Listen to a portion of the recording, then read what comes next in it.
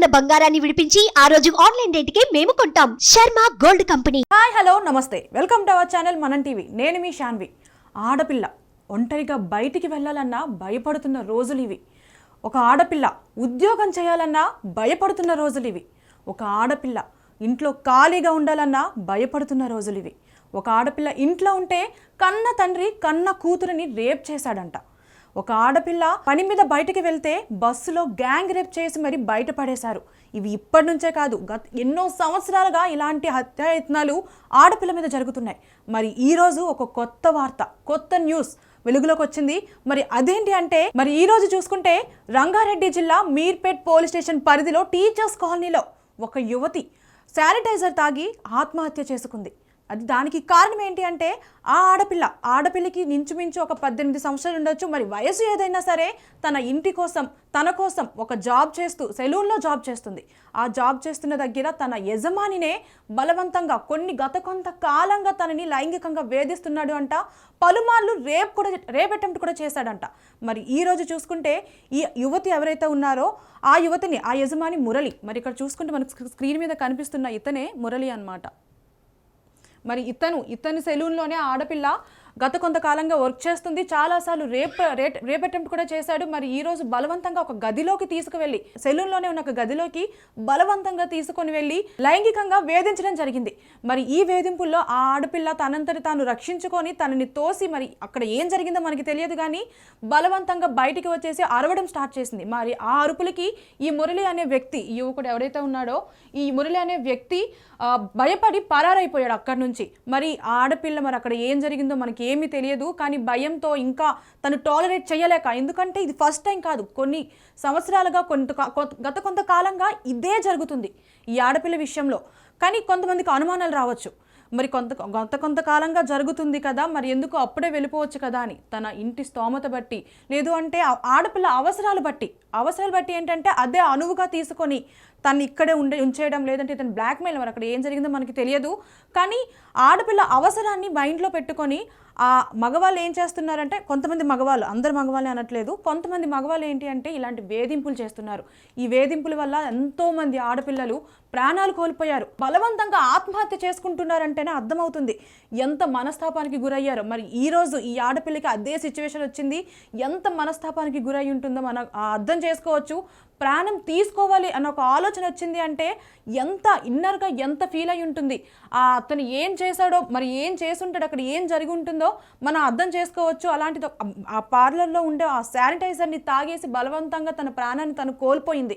ఈ సెలూన్లోనే కాదు, మన హైదరాబాద్లోనే కాదు, చాలా చోట్ల ఏంటంటే సెలూన్ల పేరుతో స్పాలు నడుపుతున్నారు.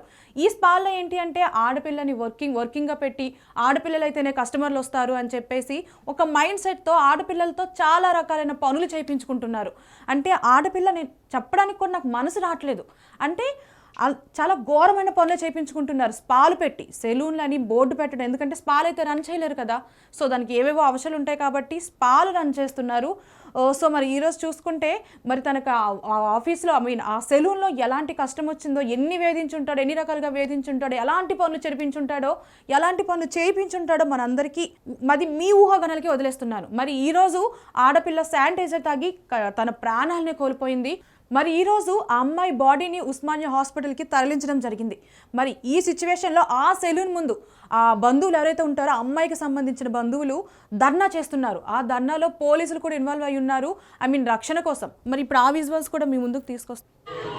మరి సిచ్యువేషన్ చూస్తే మరి ఈ స్క్రీన్ మీద మనకు కనిపిస్తుంది, బంధువులు ఆ సెలూన్ ముందు ధర్నాలు చేస్తున్నారు అండ్ పోలీసులు కూడా వాళ్ళని చూస్తే కనిపిస్తుంది.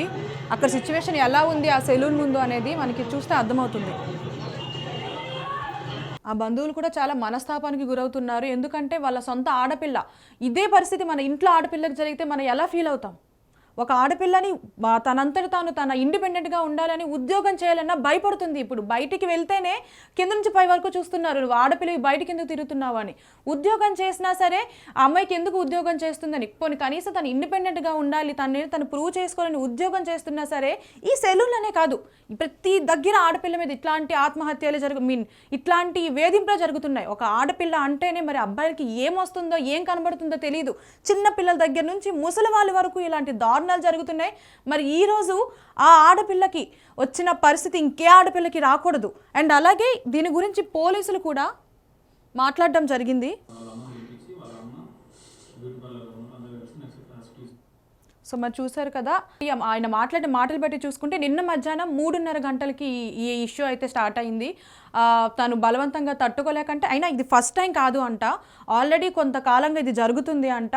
మరి ఈరోజు ఆవిడ తట్టుకోలేక, ఆ వేధింపుల్ని తట్టుకోలేక ఆ శానిటైజర్ బాటిల్ తాగేయడం జరిగింది, ఆవిడ చనిపోవడం జరిగింది.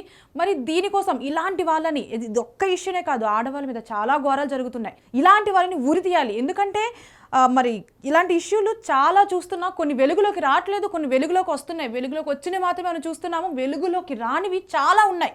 ఇంట్లో ఉన్నా సరే ఆడపిల్లకి స్వేచ్ఛ అనేది లేదు. సో మనం చాలాసార్లు చూసాము, ఒక ఆడపిల్లని కోసి ఎక్కడెక్కడ బాడీ పార్ట్స్ని పడేశారు అని, కన్న తండ్రే మానభంగం చేశాడు అని, తమ్ముడు అన్నయ్యలే మానభంగం చేశారు అని, కన్న తండ్రి పీక కోసేసిన సిచ్యువేషన్లు ఉన్నాయి, ఒక గ్యాంగ్ రేపులు. అసలు ఏం జరుగుతుంది ఆడపిల్ల విషయంలో? ఇలాంటివి తట్టుకోలేక ఈరోజు ఒక ఆడపిల్ల ఆత్మహత్య చేసుకుంది. ఇలాంటివి ఇంకా రిపీట్ కాకూడదు అంటే, మనం రిపీట్ కాకూడదన్నా సరే రిపీట్ అవుతూనే ఉంటాయి. ఇలాంటి వాళ్ళని అతి కిరాతకంగా శిక్షించాలి మన ప్రభుత్వం. ఇలాంటి వాళ్ళని అరికట్టడానికి ఏదన్నా ఒక కొత్త పథకం అంటే కొత్త ఏమన్నా రూల్స్ తీసుకురావాలి. సో ఇలాంటివి జరగకుండా ఉండాలంటే నేనైతే మాత్రం ఇలాంటి వాడిని, ఎవరైతే మురళి అనే వ్యక్తి ఉన్నాడో చూసారు కదా ఈ ఫోటోలో, ఇతనే ఈరోజు ఒక ఆడపిల్ల చావుకు కారణమయ్యాడు. ఇలాంటి వాళ్ళు ఉన్నంతకాలం ఆడపిల్లలు స్వేచ్ఛగా ఉండలేరు. కాబట్టి ఇలాంటివన్నీ ఉరి తీయాలి. మరి ఏం జరుగుతుంది, పోలీసు ఎలాంటి డెసిషన్ తీసుకుంటుంది అనేది మనం వేచి చూడాలి. Thank you.